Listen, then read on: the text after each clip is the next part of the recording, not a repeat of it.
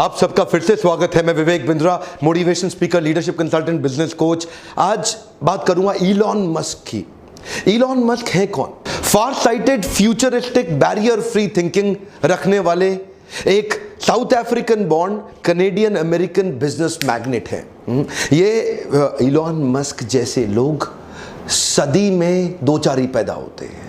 लगभग 100 साल में दो चार लोग ही ऐसे पैदा होते हैं। इलॉन मस्क वो लोग हैं जो फ्यूचर को कंट्रोल करना जानते हैं, एनविजन करके।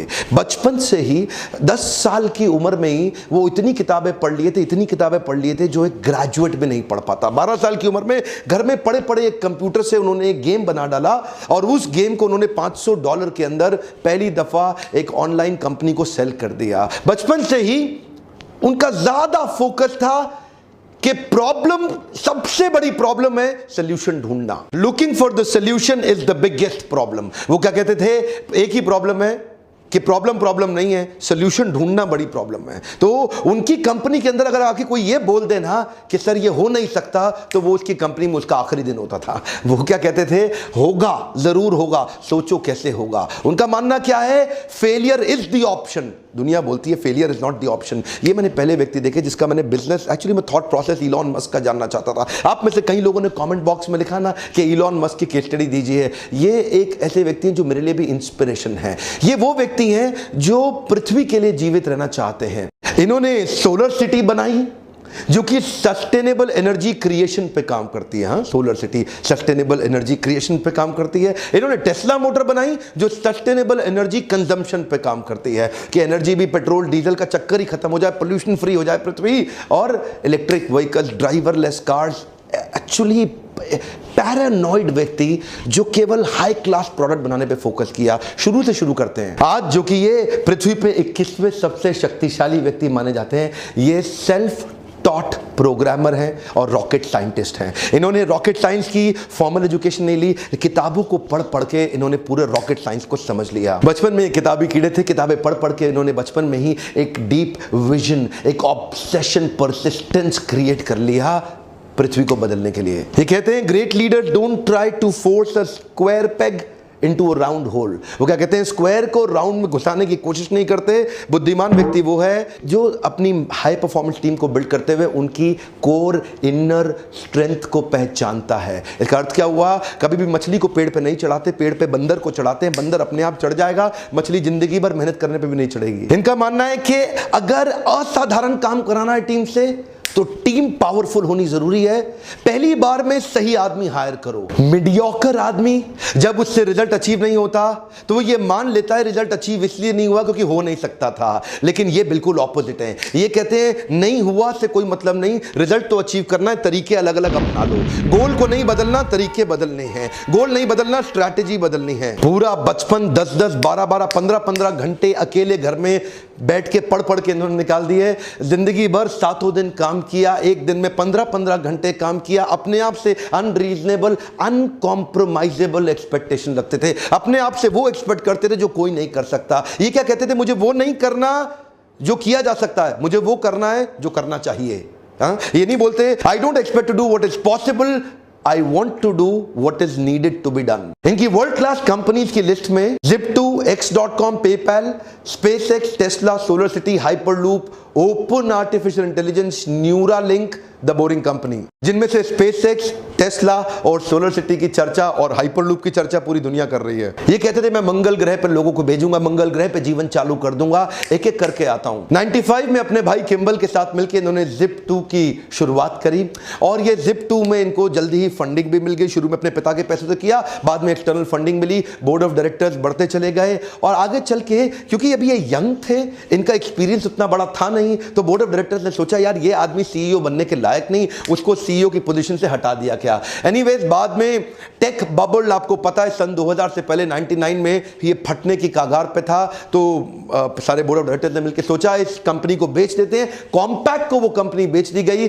जहां से जो पैसा मिला उसमें इनका 7% इक्विटी था, जिसमें इनको $22 मिलियन तुरंत मिला। और वो $22 मिलियन ये घर में रख करके रईस आदमी की तरह घूम सकते थे। छोटे थे, यंग थे, लेकिन वो पूरे $22 मिलियन डॉलर एक एक करके उन्होंने आगे इन्वेस्टमेंट शुरू कर दी और तुरंत चालू करी X.com। ये एक ऑनलाइन ट्रांजैक्शन की ऑनलाइन बैंकिंग कंपनी थी, अपने आप में पहली ऐसी कंपनी दुनिया भर में। आगे चल के कन्फिनिटी नाम की एक कंपनी के साथ इसका क्लैश हुआ, लेकिन उसी समय दोनों कंपनी मर्ज हो गई और उसका नाम पड़ गया पेपैल। क्या आप जानते हैं पेपैल? दुनिया भर में आज पेपैल फेमस है। उसको किसने स्टार्ट किया, उसको किसने बड़ा रूप दिया? वो इलॉन मस्क ही थे। उनका जो सीटीओ था ना, चीफ टेक्निकल ऑफिसर, उसके साथ इनकी बहसबाजी हो गई। ये सीईओ थे, वो सीटीओ थे, और बहस ऐसा हुआ कि वो सोच रहे थे कि लाइनेक्स पे रखें इसको कि विंडोज पे लेके जाएं, और उस बहस के चक्कर में सीटीओ ने बाकी बोर्ड को अपने साथ लिया। ये भाई साहब की अभी नई शादी हुई थी इलॉन मस्क की, ये गए हुए थे हनीमून पे, पीछे से उन्होंने इसको बाहर निकाल दिया और सीईओ की पोजीशन से बाहर कर दिया। बहरहाल उस कंपनी से भी बाहर हुए ये, लेकिन तब बाहर होते वक्त इनका शेयर बहुत बड़ा हो चुका था। 165 मिलियन डॉलर लेके बाहर निकले तो रुके नहीं। अब क्या सोचे? मुझे लगता है कि मंगल ग्रह पे जीवन होना चाहिए।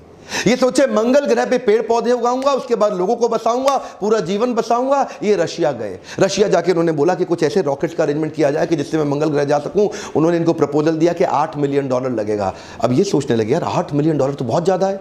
ये रशिया में काफी नेगोशिएट करने की कोशिश जब की तो उनके प्रोजेक्ट को रिजेक्ट कर दिया गया। ये वापस आ गए।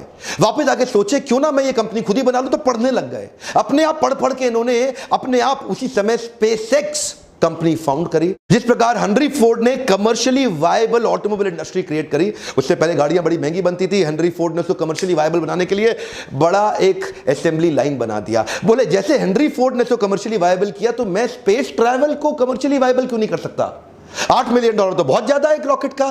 तो ये सोचने लगे कुछ ऐसा किया जाए कि रीयूजेबल रॉकेट तैयार किए जाएं। तो रॉकेट साइंस की इनको पढ़ाई इन्होंने फॉर्मली तो नहीं करी थी, लेकिन इससे पता चलता है कि एक आदमी नेट को खोल के या किताबों को खोल के या एनसाइक्लोपीडिया को खोल के किताबों को पढ़ के खुद भी सीख सकता है, और वो इन्होंने किया। प्राइवेट ऑर्गेनाइजेशन स्पेस ट्रैवल को रीडिजाइन कर देगा, इसका किसी को विश्वास नहीं हुआ। कोई नहीं बोला कि मैं इसकी मदद करने, कोई नहीं आया। एक्चुअली मुद्दा यह नहीं था कि रॉकेट को ऑर्बिट में पहुंचाना है। एक्चुअली मुद्दा यह था कि लो कॉस्ट में रॉकेट को ऑर्बिट में पहुंचाना है और उसी रॉकेट को फिर वापस भी लेके आना है उसको रीयूज करने के लिए। और वहीं जब इन्होंने पहला लॉन्च किया, इनके इंजन में आग लग गई, और वो अर्ली आग लगी, वहां से इनको बहुत बड़ा नुकसान हुआ। अच्छा, दूसरी बार फिर ट्राई किया। दूसरी बार इनका जो रॉकेट था वो स्पेस में गया, लेकिन ऑर्बिट में नहीं पहुंचा, फिर ऑफ रूट हो गया, और तीसरी बार स्पेस में जाते ही ऑफ रूट हो गया। 3 बार में इनका इतना नुकसान हुआ, जितना भी पैसा इनको मिला था, पीछे जो इनको मिला था ना पेपैल से, जब पैसा आया था इनको बाहर निकाला गया था, तो वो सारा पैसा इन्होंने डाल दिया, लेकिन तीनों बार में पैसा खत्म हो गया। फंडिंग एजेंसी से खत्म हो गया, नासा से कॉन्ट्रैक्ट मिला, वो पैसा भी गया। अब इन्वेस्टर बोले अब कुछ नहीं बचा, अब तो कंपनी खत्म। लेकिन ये बोले एक ट्राई और करूंगा, एक ट्राई और करूंगा। क्या क्रेजी आदमी थे। He made a crazy announcement कि चौथा लॉन्च थोड़े ही महीनों में करने वाला हूं। एक्चुअली इस इंडस्ट्री में इतने छोटे छोटे गैप पे कोई लॉन्च नहीं करता, पर ये छोटी उम्र के अंदर ही बहुत बड़े, इनका रिस्क एपेटाइट बहुत बड़ा था, और अपना सब कुछ दांव पे लगाने को तैयार थे। अपना घर मकान बेच के किराए पे शिफ्ट हो गए, सबके कर्जे लेकर के आखिरी बार ट्राई किया, और इस बार न केवल सफल हुए बल्कि $1.5 बिलियन का नासा से एक प्रोजेक्ट भी ले लिया, और नासा ने अब इनको फंड किया, बोला आप हमारे लिए काम करिए। आप जानते हैं हमारा इसरो और नासा ये सरकारी पैसे पे काम करते हैं, लेकिन रीयूजेबल रॉकेट सरकारी पैसे के बिना उन्होंने प्राइवेट दम पे, बिना फॉर्मल पढ़ाई के, अपने आप किताबें खोल के पढ़ के खुद ही कर डाला। ऐसा पैरानॉइड विजन अपने प्रोडक्ट और अपने क्राफ्ट को अचीव करने के पीछे ऑब्सेशन। देखिए, यही मैं आज अपने देश में देना चाहता हूं मैसेज। हमारे देश में भी ऐसे कई लोग खड़े होंगे जो इन वीडियोस को देख रहे हैं। आज ये नासा स्पेस एजेंसी के इक्विपमेंट, कार्गो और सैटेलाइट ऑर्बिट तक पहुंचाते हैं और रीयूजेबल प्रोजेक्ट बना दिया। अभी इसके साथ साथ इन्होंने, अभी चल ही रहा था, ये टेस्ला मोटर में भी पैसा डाल दिया। ये टेस्ला मोटर में पैसा इन्वेस्ट किए, उनकी कंपनी में घुस गए और पूरी तरह इन्वॉल्व हो गए। जल्दी ही इनको कंपनी का सीईओ भी घोषित कर दिया गया, और इन्होंने टेस्ला को लेकर के इलेक्ट्रिक व्हीकल बनाने के विजन को तैयार किया। जो पहली गाड़ी बनी वो अपनी कॉस्ट से डबल कॉस्ट पे चली गई।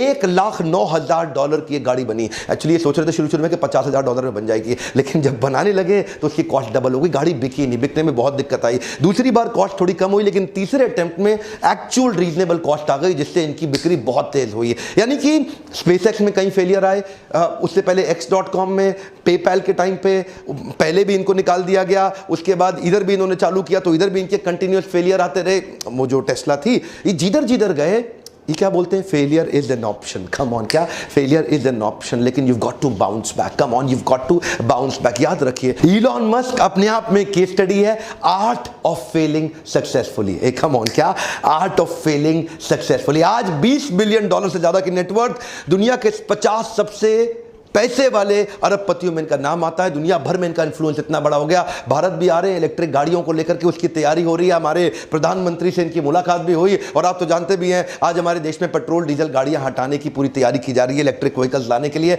ड्राइवरलेस पावरफुल गाड़ियां बना रहे हैं। आज इलॉन मस्क दुनिया भर में छा गए हैं। Futuristic, future oriented, barrier free thinking, ये जो ढक्कन लगा ना बैरियर, वही सबकी समस्या।